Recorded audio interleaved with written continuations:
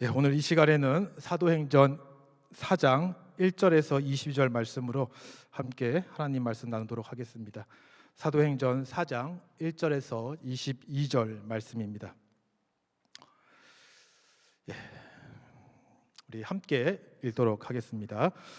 사도들이 백성에게 말할 때에 제사장들과 성전 맡은 자와 사두개인들이 이르러 예수 안에 죽은 자의 부활이 있다고 백성을 가르치고 전함을 싫어하여 그들을 잡음에 날이 이미 저물었으므로 이튿날까지 가두었으나 말씀을 들은 사람 중에 믿는 자가 많으니 남자의 수가 약 5천이나 되었더라.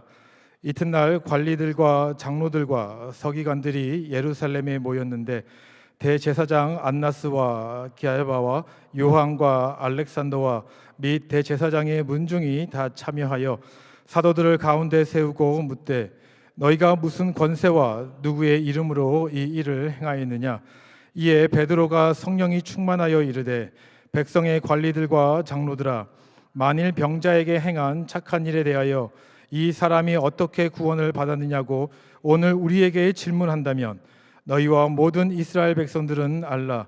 너희가 십자가에 못 박고 하나님이 죽은 자 가운데서 살리신 나사렛 예수 그리스도의 이름으로 이 사람이 건강하게 되어 너희 앞에 섰느니라.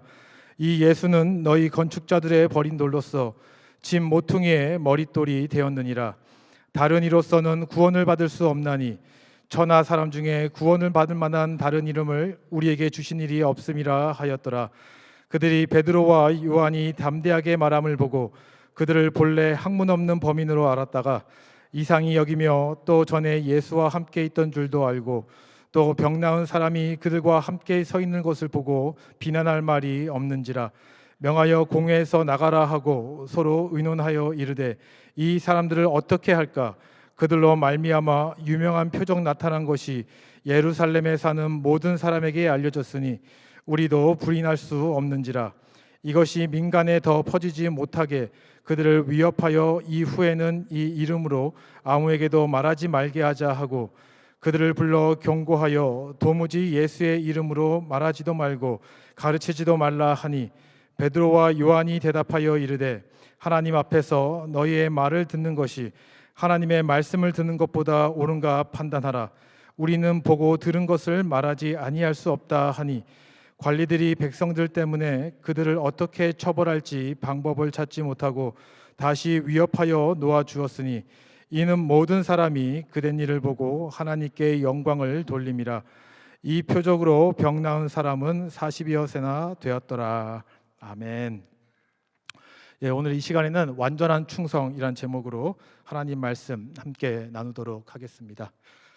사도행전은 예수님께서 하늘로 승천하신 후 성령이 이 땅 가운데 임하시고 또 사도들을 중심으로 하는 이 복음 사역을 통하여서 정말로 그리스도의 복음이 유대와 사마리아 그리고 열방으로 퍼지는 이 이야기를 말씀하고 있습니다. 그런데 특별히 우리가 이 사도행전을 보면서 주목해야 할 것은 이 사도들이 어떤 자신의 인간적인 능력과 인간적인 노력과 의지로서 복음의 사역을 감당하는 것이 아니라 모든 사역 가운데 성령 하나님이 역사하시고 주관하시고 그 일을 이루어 가셨다라는 것입니다. 그래서 보통 사도행전을 성령행전 이렇게 말하기도 합니다. 그리고 성령의 역사하심을 통하여서 정말로 연약하고 힘없고 그래서 정말로 열심으로 복음을 전하지 못하는 자들이 정말로 성령을 다시 한번 생각하게 되고 의지하게 되고 믿음으로 담대하게 복음을 전하면서 정말로 참된 증인으로서 변화되는 그러한 과정들을 우리가 보게 됩니다. 그래서 오늘 이 시간 이 본문 말씀을 통하여서 정말로 우리가 그냥 단순히 하나님을 아는 지식에서 넘어나서 그 아는 지식을 세상에 전할 수밖에 없다라는 이 진리를 말씀을 통하여서 우리가 보고자 하고 또 말씀을 전하기 위해서 우리에게 정말로 참된 충성이 필요하다라는 이 진리를 함께 생각해 보기를 원합니다. 오늘 우리가 본문 말씀을 4장부터 읽었지만 사실 이 이야기는 3장에서부터 시작이 됩니다. 나면서부터 걷지 못하는 이 안진뱅이가 이 사람이 사람들에 의해서 성전 문 앞으로 가게 됩니다. 그리고 거기서 아침부터 하루가 질 때까지 구걸하면서 정말로 사람이 준 돈으로 하루하루 생활하는 그러한 사람이 있었습니다. 그런데 이렇게 구걸하던 중에 오늘 본문에 나온 베드로와 요한이 이 구걸하던 사람을 지나가게 됩니다. 그리고 그 사람을 보고 불쌍하게 여기면서 그에게 하는 말이, 나에겐 은과 금은 없지만 내게 있는 이것을 주노니 곧 나사렛 예수 그리스도의 이름으로 일어나라. 베드로가 담대하게 그의 오른팔을 붙잡고 선포를 합니다. 그러자 어떠한 일이 일어났죠? 그 안진뱅이의 발에 힘이 생기면서 그 사람이 일어나게 되었고, 걷고 점프하며 정말로 그가 병이 나음을 기뻐하면서 하나님을 찬송하고 영광을 돌리는 이러한 일이 일어나게 됩니다. 그리고 그자가 이제는 다시 와서 베드로를 딱 붙잡고 있습니다. 그 장소가 바로 솔로몬의 행각이었는데 이 일을 목격한 사람들이 베드로와 요한을 둘러싸고 모이게 됩니다. 그리고 베드로는 이 기회를 놓치지 않고 복음을 전하게 됩니다. 그러면서 하는 말이, 왜 너희들은 나를 주목하느냐? 아브라함의 하나님, 이삭의 하나님, 야곱의 하나님이 이 땅 가운데 바로 하나님의 아들 예수 그리스도를 보내셨는데 너희가 그들을 로마에게 내어주었고, 또 빌라도는 그를 놓아주려 하였으나 너희는 그들을 죽이고자 하였고 결국 십자가에 죽었다. 하지만 그가 다시 부활하심으로 말미암아 우리를 구원하게 하였다. 그리고 이 사람은 바로 그 예수 그리스도의 이름을 믿음으로 말미암아 그 안진뱅이에서 고침을 받게 되었다. 그러므로 너희도 예수 그리스도를 믿고 회개하라. 이 메시지를 전하게 됩니다. 그리고 4장 4절을 보면은 이 일로 인하여서 거기서 약 5천 명의 사람이 예수 그리스도를 믿고 경배하게 되었다라는 이 사실이 일어나게 됩니다. 여기서 우리는 한번 주목하고 싶습니다. 복음의 사역, 구원의 사역들이 계속해서 진전이 되고 있는데 이 사역 가운데 우리가 사도행전을 보면은 이렇게 안진뱅이가 고침을 받는 이러한 이적, 기적, 놀라운 일들이 여기저기서 많이 일어나게 된다라는 것입니다. 왜 그럴까요? 왜 이러한 일들이 일어나는 것일까요? 성령이 임하였을 때는 사람들이 방언을 하고, 또 사도 바울이 복음을 전하다가 옥에 갇혔을 때는 옥문이 흔들리고 지진이 일어나면서 그들이 옥에서 나가게 되고, 귀신 들린 자들이 나음을 받게 되고, 안진뱅이들이 고침을 받는, 사람이 할 수 없는 이적과 기적들이 일어나게 되는데 왜 이러한 일들이 사도행전 가운데 많이 일어나게 되는 것일까요? 그 이유가 무엇일까요? 하나님께서 우리에게 이 세상 가운데 이러한 일들을 나타나게 하시는 그 이유는 다른 것이 아니라 바로 하나님이 유일한 참된 하나님이시다, 우리의 구원은 그로부터 말미암는 것이다라는 이 진리를 바로 우리에게 나타내시기 위함인 것이고, 바로 그리고 그 진리를 보고 듣고 목격한 사람은 바로 하나님의 증인으로서 세우시기 위함이다라는 것입니다. 바로 그래서 바로 이러한 일들이 쭉 일어나면서 바로 3장 15절에 보면은 베드로가 하는 말이, 우리가 이 일의 증인이다라고 말씀하고 있는 것입니다. 안진뱅이가 일어나는 기적을 통하여서 복음을 전하면서 여러 가지 그리스도의 모든 행적을 나타내면서 그가 고백하는 것이, 나는 이 일의 증인이다라는 것입니다. 바로 하나님께서 이 세상 가운데 그의 하나님 되심을 나타나는 모든 이유는 바로 여기에 있다라는 것입니다. 실제로 구약에서도 보면 이와 같은 일들이 많이 일어납니다. 창세기 12장을 보면 하나님께서 어떻게 말씀하십니까?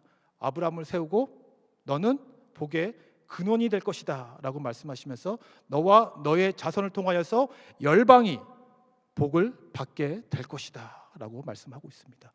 아브라함과 그의 자손은 복의 근원이 되고 열방이 그 복을 받을 것이다 라는 그 말씀은 무슨 의미죠?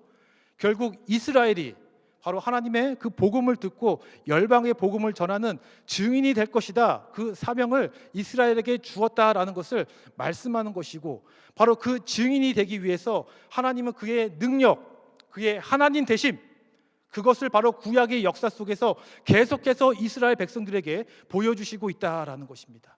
바로 그리고 그 역사의 현장이 어디냐? 광야의 40년이라는 것입니다.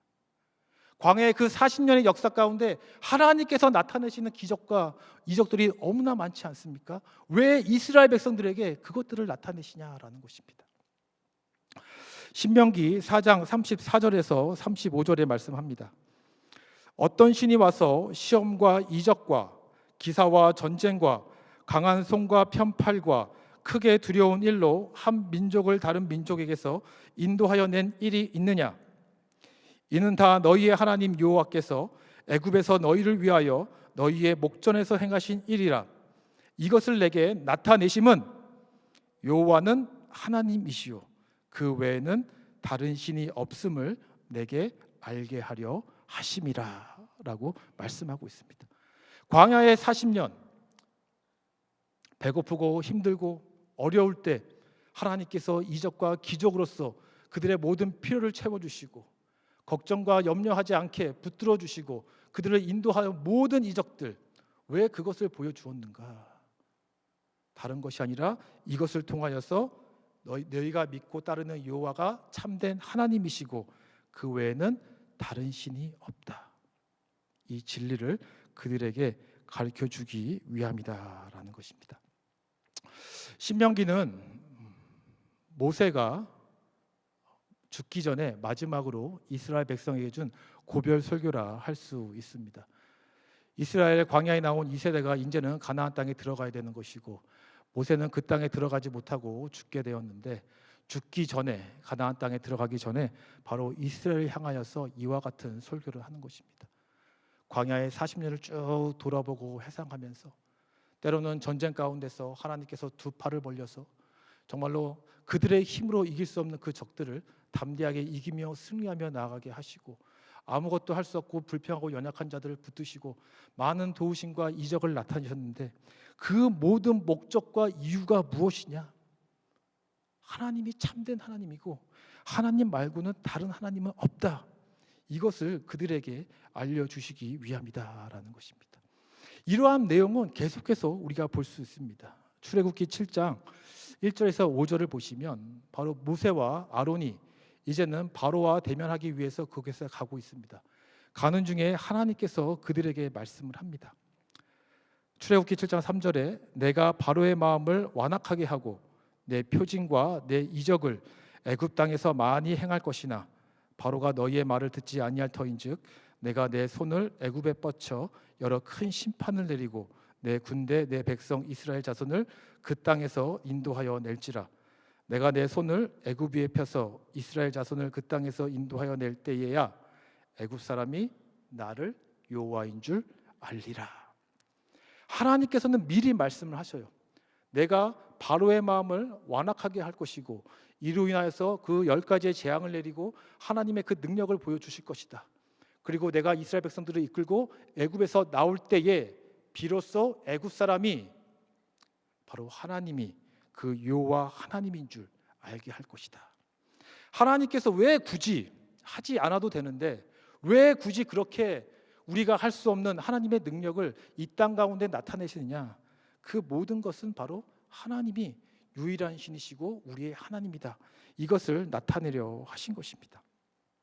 정말 그렇지 않습니까? 이스라엘 백성들이 출애굽하여서 나아가고 있는데 뒤에서는 애굽 군대가 쫓아옵니다. 두렵고 불안한 마음이 있는데 앞에는 홍해가 딱 있습니다. 이러지도 저러지도 못하고 두려워하는 상황 가운데 하나님께서 어떻게 하십니까? 홍해를 가르시면서 너희는 두려워하지 말고 가만히 서서 여호와께서 오늘 너희를 위하여 행하시는 구원을 보라 라고 말씀하고 계신다라는 것입니다. 하나님께서 구약에서 끊임없이 이러한 놀라운 일들을 행하시면서 이스라엘 백성들에게 보여주십니다. 목격하게 하십니다. 그리고 그를 통하여서 결국에는 자기의 증인이 되게 하시는 것이죠. 이사야 43장 11절에서 12절입니다. 나 곧 나는 여호와라. 나 외에 구원자가 없느니라. 내가 알려주었으며 구원하였으며 보였고 너희 중엔 다른 신이 없었나니 그러므로 너희는 나의 증인이요 나의 하나님이니라. 여호와의 말씀이니라 라고 이렇게 말씀하고 있습니다. 구약을 통하여서 또 사도행전을 통하여서 하나님은 끊임없이 그의 백성들을 이끌고 하나님의 하나님 되심, 그의 능력, 이적과 기사와 놀라운 일들을 우리에게 계속해서 행하시고 보여주는 모든 이유와 목적은 무엇이냐? 결국 그 하나님의 하나님 되심을 우리에게 나타내므로 말미암아 우리가 그냥 이 세상을 살아가는 것이 아니라 바로 하나님의 증인으로 세움을 받았다라는 그 확신과 함께 지인의 역할을 감당하라는 이 사명을 우리에게 주셨기 때문이다. 이 목적으로 하나님은 우리에게 이러한 은혜를 베풀어 주신다라는 것입니다. 여러분은 어떠십니까? 여러분의 인생 가운데 하나님은 어떻게 나타나십니까? 그냥 그렇게 하나님 나타나십니까? 그냥 평범한 하나님이십니까? 우리는 수많은 간증들을 갖고 있습니다. 내 인생 가운데 어려운 상황이 왔을 때, 때로는 정말 두려움과 걱정과 염려가 많은 그 상황 가운데 우리는 이해할 수 없는 하나님의 은혜와 하나님의 도우심을 경험하게 됩니다. 그러면서 이걸 통하여서 정말 하나님 살아계시는구나, 하나님 내 삶 가운데 간섭하시고 역사하시는구나, 정말로 살아계신 하나님, 우리를 구원하시는 그 하나님이시구나 라는 것을 보고 듣고 경험함으로 말미암아 우리 마음 가운데 믿음이 생기고 그 믿음의 확신을 갖고 살아가게 됩니다. 하나님께서 우리에게 왜 그와 같은 일들을 하시느냐라는 것입니다. 왜 굳이 별것도 아닌 이 초라한 이 한 영혼을 위해서 하나님께서 우리에게 왜 이러한 역사를 나타내시느냐라는 것입니다. 아무런 목적 없이 그것이 아니라는 것이죠. 이 일을 통하여서 정말로 이 땅 가운데 하나님이 참 하나님이시며 우리의 구원은 그분으로부터 말미암다라는 이 진리에 대한 증인으로서 우리를 세우기 위해서 이와 같은 일들을 우리에게 나타내고 보여주신다라는 것입니다. 여러분 믿으십니까? 아멘입니다. 우리가 항상 선교를 가면은 그러한 일들이 많고 이러한 간증을 항상 하게 됩니다. 작년에 볼리비아 팀에서 이러한 또 간증을 주셨는데 제가 송민선 전도사한테 미리 말씀을 드리지 않았는데, 송민선 전도사님이랑 볼리비아 팀이 이제 공항 갖고 출발을 하려고 했었는데 전도사님이 한국 비자를 갖고 한국 여권을 갖고 볼리비아에 가게 되었습니다. 그런데 당연히 그냥 한국 여권이어도 볼리비아에 쉽게 들어갈 수 있을 거라고 생각을 했었는데 그게 그렇지 않다라는 것입니다. 미국 여권은 쉽게 들어갈 수 있는데 한국 여권으로는 안 되고 비자를 따로 신청해야 된다, 여러 가지 일들이 있으면서 갑자기 모든 계획들이 거기서 중단될 수밖에 없었습니다. 그래서 전도사님이 갈 수 있냐 없냐 여러 가지 염려하는 상황 가운데 걱정이 되어서 한편에서 선교팀 몇 명은 막 주여 하고 기도를 하고 있고, 또 정승우 장로님은 계속해서 공항의 사람들한테 어떻게 될 수 없냐, 방법이 없냐 계속해서 그러한 일들을 부탁하고 했었다고 합니다. 그러다가 몇 시간이 지나서 한참 지나서 그냥 갈 수 있게 되었다라고 하면서 선교가 계획대로 진행될 수 있었다라는 간증을 한 적이 있습니다. 사실 단기 선교 가서 이런저런 일들이 하도 많기 때문에 사실 우리는 이러한 얘기를 들어도 그냥 그렇게 지나갈 수 있습니다.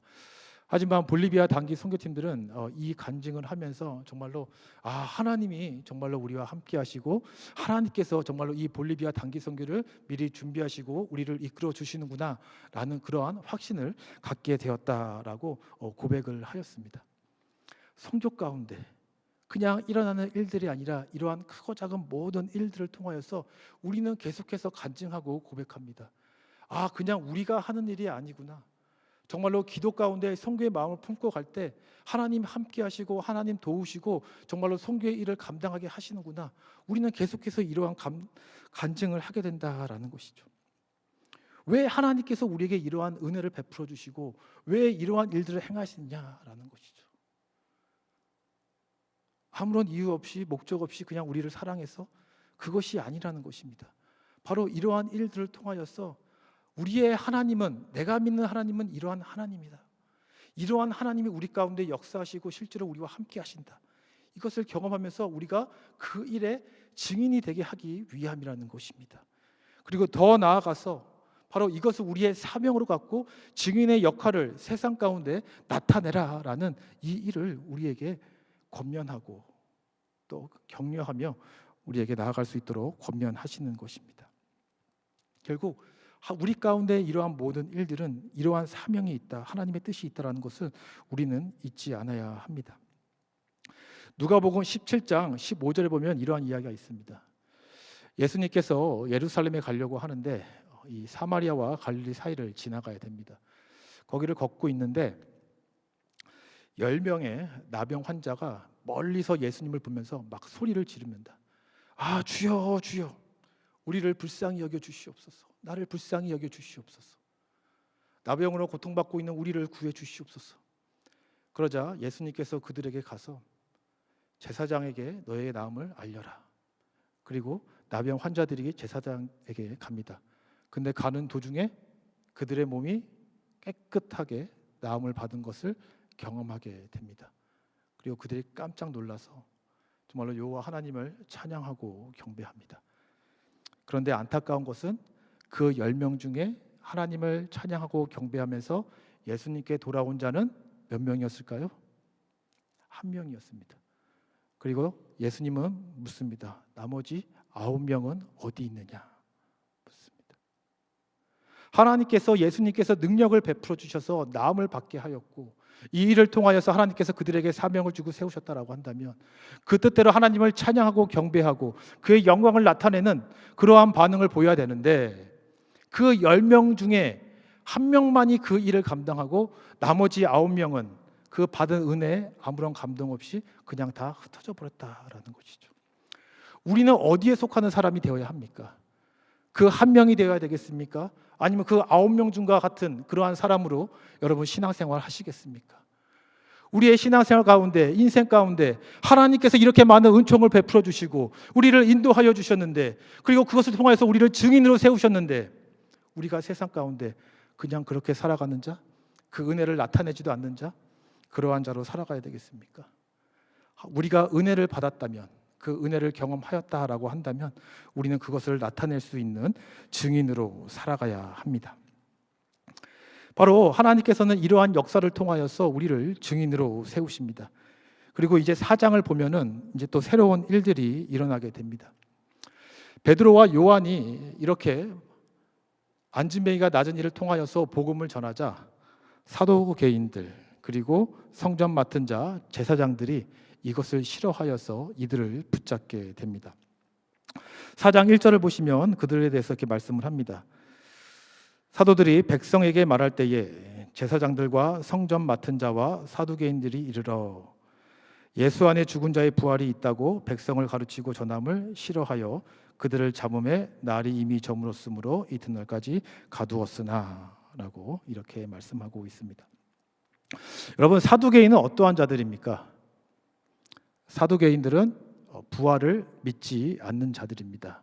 그래서 천사든 죽은 자들이든 부활이 없다라고 그렇게 믿고 더 나아가서 예수 그리스도를 싫어하고 미워하는 자였습니다.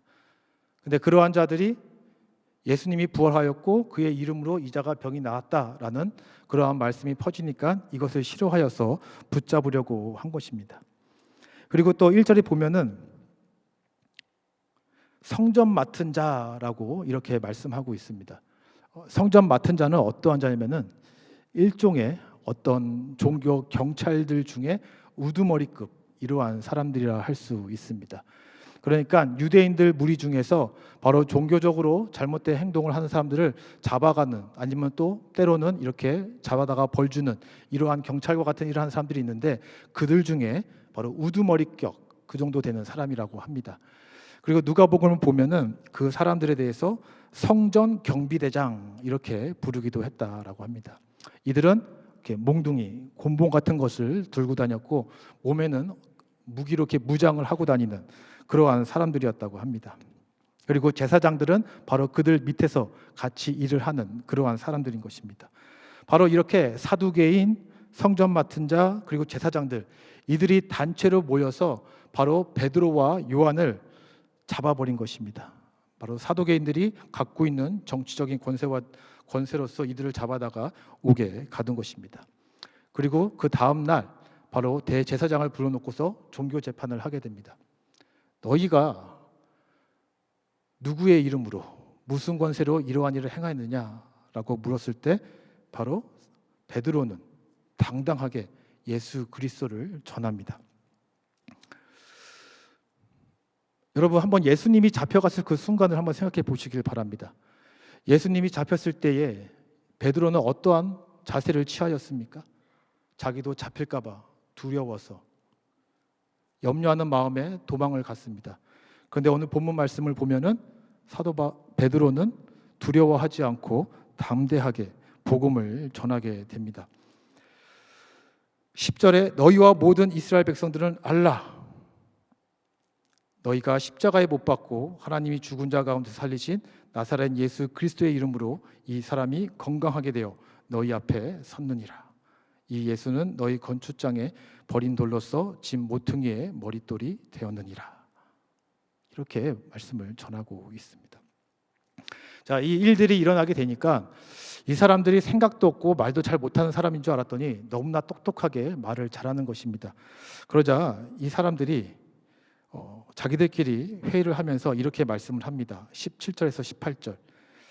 이것이 민간에 더 퍼지지 못하게 그들을 위협하여 이후에는 이 이름으로 아무에게도 말하지 말게 하자 하고 그들을 불러 경고하여 도무지 예수의 이름으로 말하지도 말고 가르치지도 말라 하니라고 이렇게 말씀하고 있습니다. 무슨 말이죠?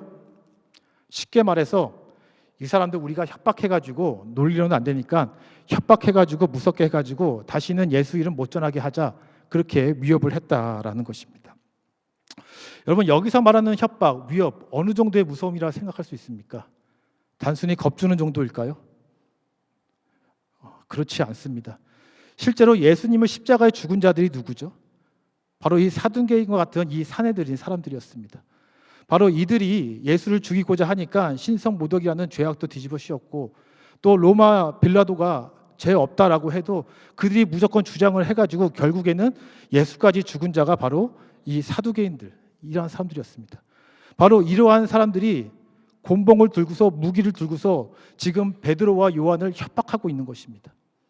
바로 그러면서 다시는 예수 이름 말하지 말아라. 그럼 너희들 놓아주겠다라고 이렇게 말하고 있는 것입니다. 만약에 여러분들이 이러한 상황에 있다라고 한다면 어떻게 반응하시겠습니까? 아까 제가 말씀드린 대로 우리가 받은 은혜가 많고 결국 우리는 이 세상을 증인으로서 살아가야 되는데 바로 어떤 세상의 큰 힘 앞에서 이러한 협박과 위협이 있을 때에 예수의 이름 말하지 말라. 여러분 어떻게 반응하시겠습니까? 그런데 베드로는 이렇게 반응합니다. 19절 20절. 대답하여 이르되 하나님 앞에서 너희의 말을 듣는 것이 하나님의 말씀을 듣는 것보다 옳은가 보고 들은 것을 말하지 아니할 수 없다 하니 라고 이렇게 말씀하고 있습니다. 내가 하나님 앞에서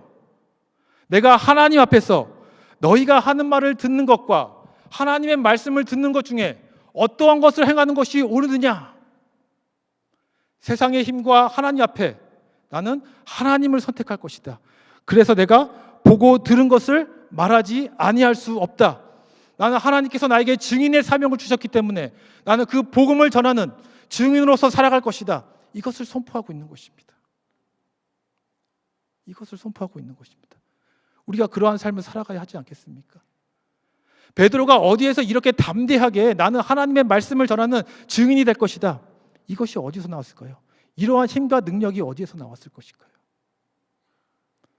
바로 예수님의 부활하심을 통하여서 예수님의 말한 모든 것들이 진리였다라는 이 믿음의 확신을 갖고 더 나아가서 정말로 예수님이 자기가 죽기까지 나를 사랑하셨다라는 그 크신 사랑, 그 믿음의 확신과 그 크신 사랑 앞에 더 이상 세상의 힘 앞에 굴복하거나 타협하는 것이 아니라 내가 하나님께 온전히 충성됨으로써 나는 그 증인으로 살아가겠다. 이 결단으로서 그 협박과 두려움 앞에 나는 증인으로 살아가겠다 말씀하고 있는 것입니다.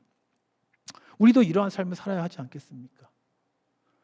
사실 우리가 살고 있는 이 시대는 이러한 같은 협박은 없었지만 과거에는 이러한 일들이 많이 있었습니다. 그리고 지금도 바로 북한과 같은 공산주의 이슬람 나라에서는 바로 내가 예수를 믿는다 말하는 것 자체가 바로 이러한 죽음으로 이어지기 때문에 큰 두려움이 있습니다.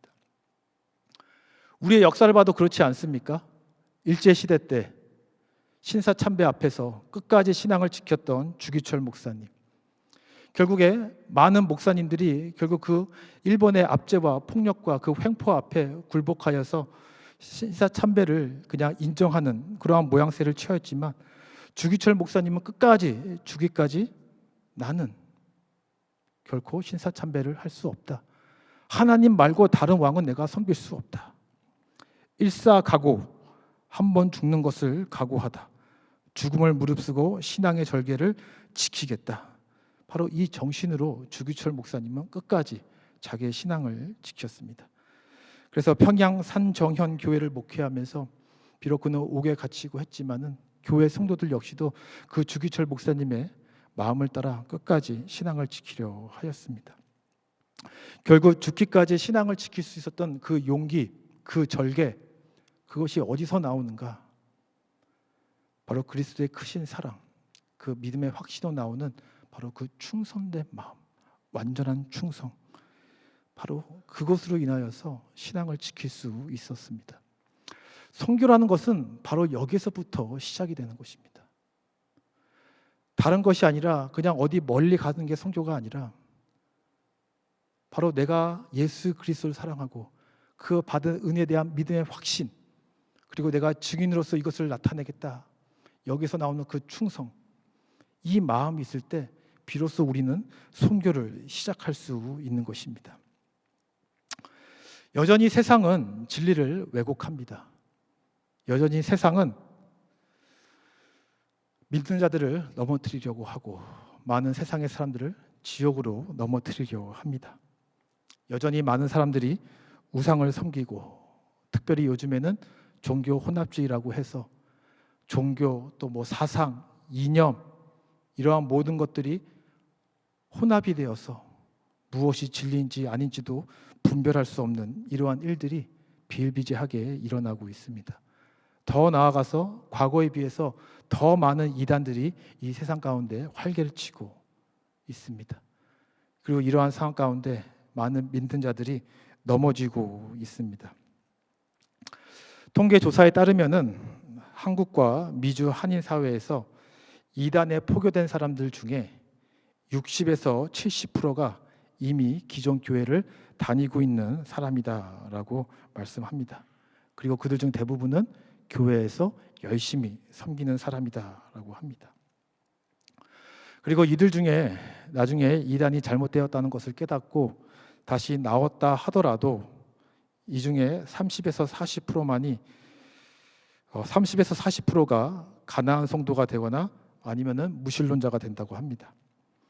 그리고 이단 신도들 중에 약 80%가 가족과 연락을 끊거나 가족과 심각한 갈등을 겪고 있다고 합니다. 세상은 과거나 지금이나 동일합니다. 예수님이 살던 이 시대 가운데 무력으로 힘으로써 믿는 자들을 압제하고 예수님을 믿지 못하게 했다라고 한다면, 지금은 문화로서, 과학으로서, 이념으로서, 여러 가지 이단으로서 계속해서 믿는 자를 넘어뜨리려고 하고 하나님 앞에 나아가지 못하는 이러한 일들이 비일비재하게 일어나고 있다라는 것입니다. 우리의 삶의 현장 앞에서도 동일하게 일어나고 있는 것입니다. 참된 진리를 나타내야 하는 그 상황 가운데 이 모든 것들을 가리면서 이단과 여러 가지 다른 사상으로 인하여서 잘못된 길로 우리를 인도하려는 이러한 일들이 계속해서 일어나고 있는 이러한 우리의 현실의 세상 가운데 우리는 어떻게 살아야 하느냐라는 것이죠. 그냥 그렇게 맞춰 살아가겠습니까? 아니면 하나님께서 나에게 이와 같은 은혜를 베풀어 주셨는데, 나에게 말씀으로 이러한 진리를 이해하고 알게 하셨다라고 했는데, 그리고 그렇게 하신 목적이 세상 가운데 예수 그리스도를 나타내는 증인이 되라 하셨다라는 건데, 그렇다면 그 목적에 맞게 우리가 반응해야 하는 것 아니겠습니까? 그리스도의 크신 사랑, 우리를 구원하신 그 큰 믿음이 우리 안에 있다라고 한다면 정말로 완전한 충성으로서, 순종된 마음으로서 우리가 그리스도 앞에, 세상 앞에 증인으로서 살아가야 하지 않겠습니까? 바로 그 결단을 갖고 우리가 하루하루 신앙생활을 할 때 바로 그것이 선교의 시작입니다. 선교의 삶이 되는 것입니다. 어지럽고 혼탁한 세상 가운데 예수 그리스도를 나타내는 일, 그것이 내 일상의 삶 속에서 이렇게 일어나게 되는 것이고, 이것이 더욱더 확장되어질 때 우리는 열방을 향하여 나아가면서 세상의 거짓된 말씀 앞에 우리가 참된 진리를 선포할 수 있는 그러한 참된 증인이 될 수 있는 것입니다. 여러분, 그러한 삶을 살기를 원치 않으십니까? 그냥 그러한 신앙생활 하시겠습니까? 우리에게 모두 하나님께서 우리를 부르신 이유, 증인이 되는 것이고, 그리고 그리스도를 사랑하는 그 마음으로 우리는 세상을 향하여서 그 복음을 전하는 선교의 삶을 살아야 할 것입니다. 이러한 마음 갖고 우리가 2026년 더욱더 열심으로 이 선교의 사역에 동참하시기를 주님의 이름으로 축원드립니다.